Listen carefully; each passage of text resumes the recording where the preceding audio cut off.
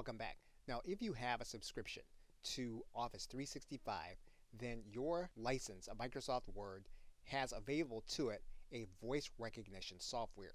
So what you're going to need to do is you're going to need to go to the sign in button, and you're going to need to sign into your account while you're in Microsoft Word. And once you're signed in, if you're in the home menu, you'll see come available to you a tab that says Voice and Dictate. So what you're going to do is you're going to click this button.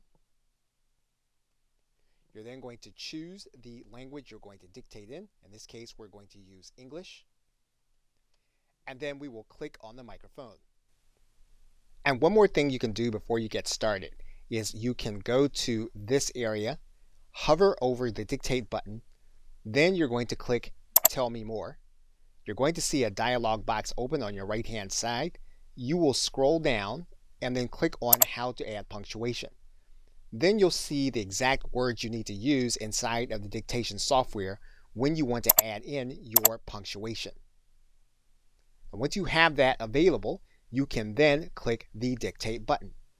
And you will then begin to see Microsoft Word begin to dictate. You can then use the word period, comma. When you use the words, you'll notice that those words are then going to be added to the document as your punctuation. When you're ready for a new paragraph, all you'll need to do is to say the word new paragraph. So for example, let's click the Dictate button and then say new paragraph. New paragraph.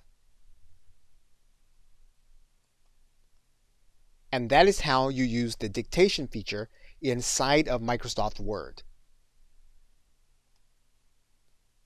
Okay, so with that, thanks, and I will see you in another video.